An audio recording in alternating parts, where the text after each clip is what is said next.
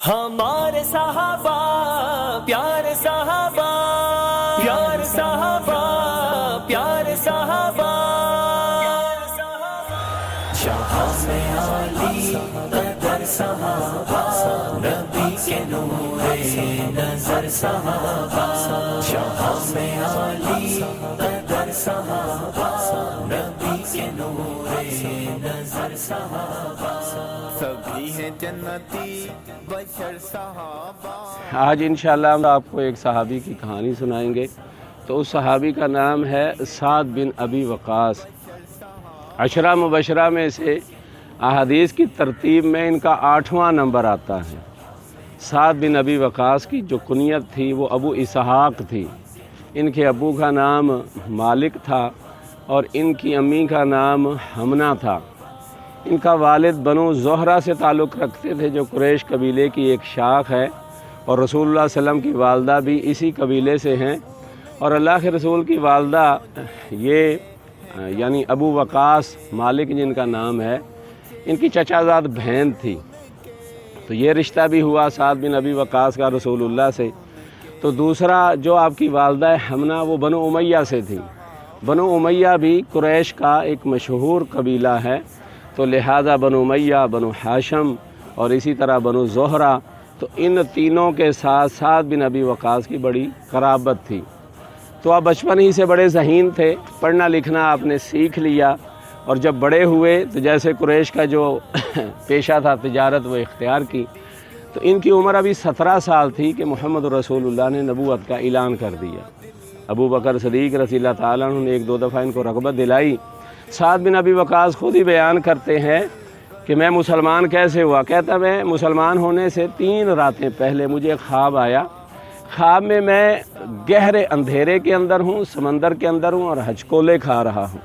اچانک میری نظر پڑی، ایک چاند چمک رہا ہے تو میں اس کی طرف لپکا، اور جب وہاں میں پہنچا تو حیران ہوا، مجھ سے پہلے 3 شخص وہاں پر اور موجود تھے، زید بن حارثہ، علی بن ابی طالب اور ابو بکر رضی اللہ تعالیٰ عنہ یہ موجود تھے۔ میں نے پوچھا آپ کب آئے؟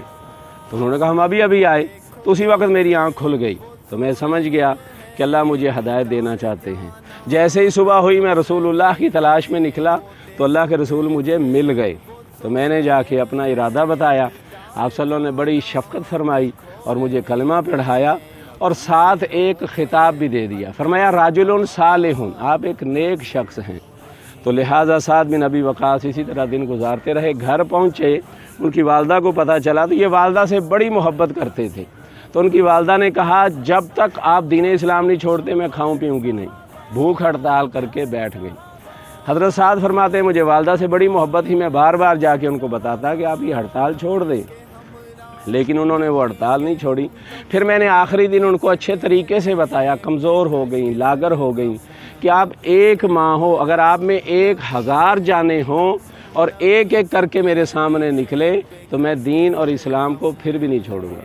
تو لہذا پھر حمنہ نے بھی اپنی بھوک ہڑتال ختم کر دی۔ انہوں نے اپنے چھوٹے بھائی عمیر کے ساتھ مکہ سے مدینہ ہجرت کی۔ تو مدینہ میں جب پہنچے تو رسول اللہ صلی اللہ علیہ وسلم نے سعد بن معاذ انصاری کا ان کو بھائی بنا دیا، وہ اوس قبیلے کے سردار تھے۔ تو لہٰذا انہوں نے بچپن ہی میں تیر اندازی بہت اچھے طریقے سے سیکھی تھی، تلوار کو چلانا، گھوڑ سواری کرنا، جتنے بھی اس وقت جنگ کے طریقے تھے سارے سیکھ چکے تھے۔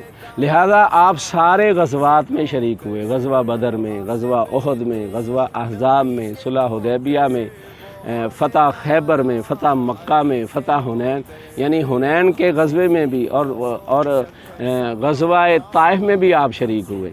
تو آپ کا ایک واقعہ جو بڑا مشہور ہے، غزوہ احد میں آپ جانتے ہیں رسول اللہ صلی اللہ علیہ وسلم کے اوپر جب کافروں نے پلٹ کے حملہ کیا تھا تو صرف 10 صحابہ انصاری تھے۔ صلی اللہ علیہ وسلم ایک پہاڑی پہ چڑھ رہے تھے تو سعد بن ابی وقاص بھی آ گئے، تو انہوں نے دشمن کی طرف تیر چلانا شروع کیے۔ اتنی سپیڈ سے تیر چلائے کہ ان کی اپنی ترکش کے تیر ختم ہو گئے۔ تو رسول اللہ صلی اللہ علیہ وسلم نے ان کو اپنی ترکش دے دی، اور وہاں پر اللہ کے رسول نے ایک جملہ کہا جو سعد بن ابی وقاص ساری زندگی اس کو دہراتے تھے۔ کہا ارمی سعد، ارمی سعد، ارمی فدا کا ابی و امی۔ اللہ کے رسول نے یہ جملہ جب کہا سعد تیر چلاؤ، سعد تیر چلاؤ، سعد چلاؤ، میرے ماں باپ تجھ پہ فدا ہوں۔ تو حضرت سعد نے 1000 تیر چلائے. آپ اندازہ کریں کہ تیر چلانے میں کتنے ماہر تھے. تو لہٰذا اس کے بعد آپ نے خلفائے راشدین کا دور پایا.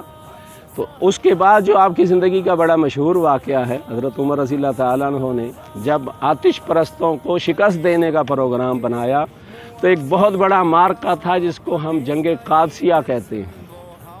وہاں 1,20,000 کی فوج جدید ہتھیاروں سے لیس ایرانی آئے تھے رستم کی قیادت میں، اور یہاں سے حضرت عمر رضی اللہ تعالیٰ نے حضرت سعد کو بھیج دیا کہ آپ جائیں ان کے مقابلے کے لیے. اور سعد کا لشکر کتنا شاندار تھا. حضرت سعد رضی اللہ تعالیٰ نے یہ ذمہ داری قبول کی، حالانکہ اس وقت سخت بیمار تھے، علیل تھے. اس کے باوجود بھی جہادی میدان میں جانا عذر پیش نہیں کیا، میں بیمار ہوں، فوراً قبول کر لیا. آپ کے لشکر میں 99 بدری صحابہ تھے، 300 وہ صحابہ تھے جنہوں نے بیعت رضوان کے اندر حصہ لیا تھا، 310 اور صحابہ تھے، 700 اس کے اندر صحابہ کے فرزندان یعنی صحابہ کی اولادوں میں سے جو جوان تھے وہ تھے. اس لشکر کی کل تعداد جو ہے جو تاریخ میں آئی ہے وہ صرف 30,000 ہے. یہ جنگ ہوئی، اس میں 30,000 ایرانی مارے گئے، پھر وہ بھاگنا شروع ہو گئے اور اللہ نے اس میں فتح دی. اتنا زیادہ مال غنیمت دیا کہ ہر مجاہد کو 12,000 درہم ملے. تو لہٰذا سعد بن ابی وقاص نے اس طرح اپنی کامیابی سے زندگی گزاری.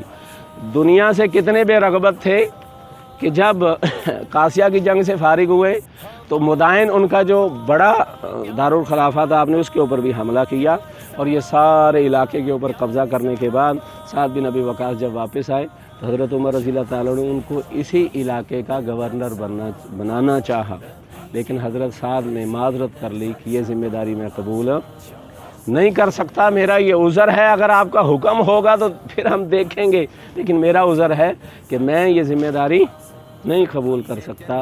تو لہٰذا اتنی شاندار انہوں نے زندگی گزاری، اور بہت سخی تھے، بہت زیادہ سخاوت کرتے تھے، لوگوں کے اندر بہت زیادہ مال تقسیم کرتے تھے اور بہت زیادہ خیال کیا کرتے تھے. حضرت سعد 55 ہجری کے اندر 75 سال کی عمر پانے کے بعد اپنی طبی موت سے اس دنیا سے رحلت فرما گئے.